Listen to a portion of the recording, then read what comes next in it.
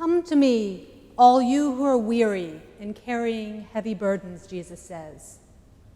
Come to me and I will give you rest. Pretty much everyone I've talked to lately is weary. We're all carrying heavy burdens.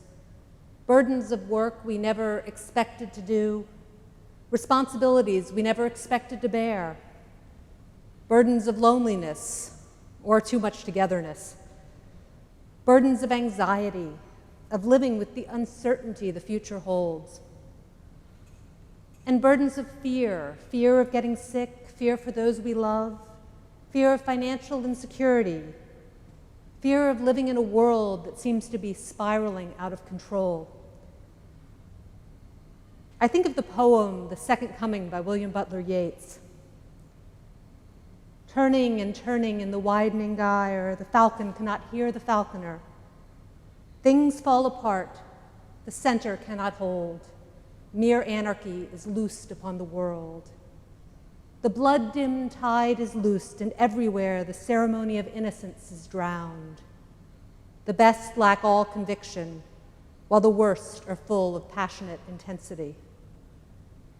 I read somewhere that the closer Yeats's poem gets to what we see in the evening news, the more trouble we're in. And it's sounding awfully familiar right now.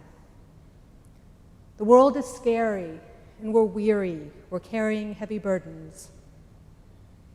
Come to me, Jesus says, and I will give you rest. Rest sounds wonderful, doesn't it? At some deep existential level, I really, really need a nap. But if I'm honest with myself, it's not just an afternoon nap or a day at the spa that I need.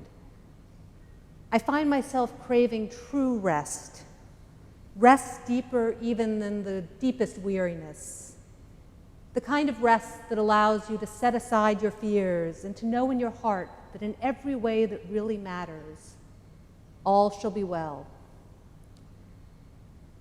That's the sort of rest that Jesus offered, and it's what many of us seek in church. We look for the promised peace that passes understanding. We yearn for it especially in times like these. And it's there to be found. It's there to be had for the asking.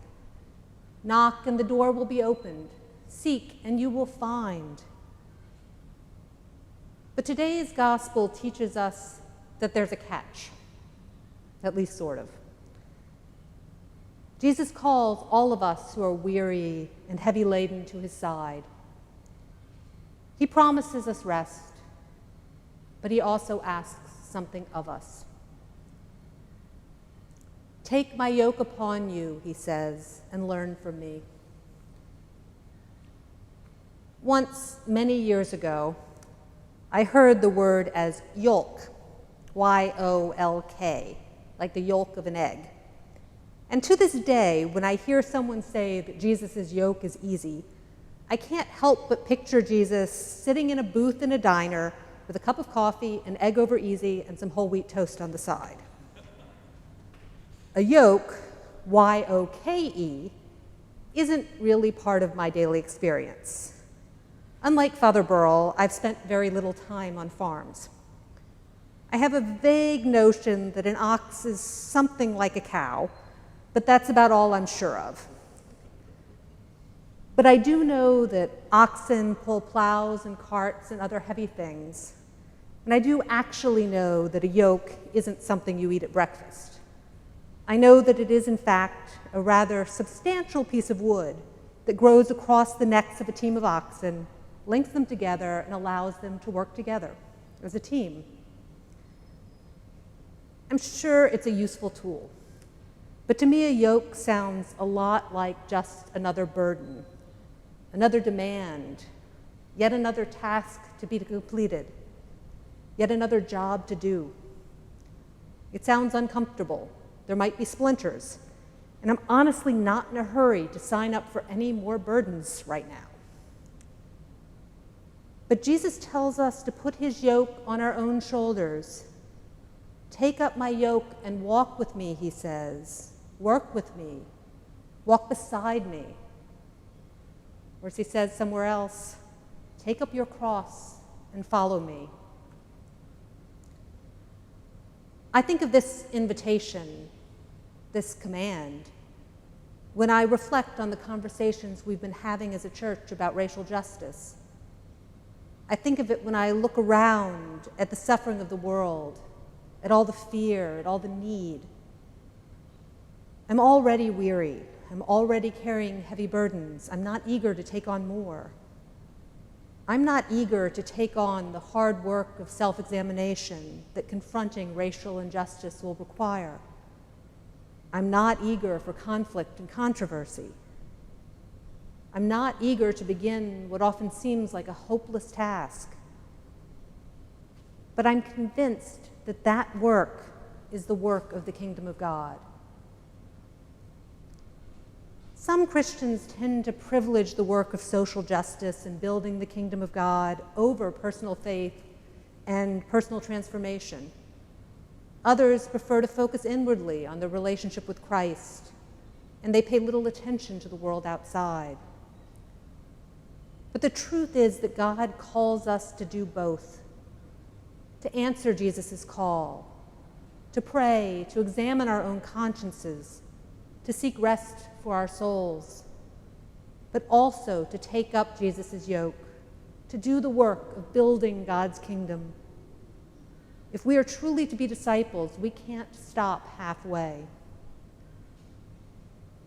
My prayer, echoing one of our Eucharistic prayers, is that we will always remember to seek not solace only, but also strength, not pardon only, but also renewal. Solace and pardon are certainly there to be found. Solace, pardon, and rest for our souls. But strength, renewal, and a job to do, those are the things God offers us and calls us to.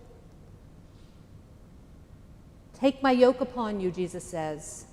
Take my yoke upon you, and you will find rest for your souls. For my yoke is easy, and my burden is light. I'm pretty sure that God will love us, whether or not we do the hard work of discipleship. But if we seek to follow Jesus, we're called to take on his yoke.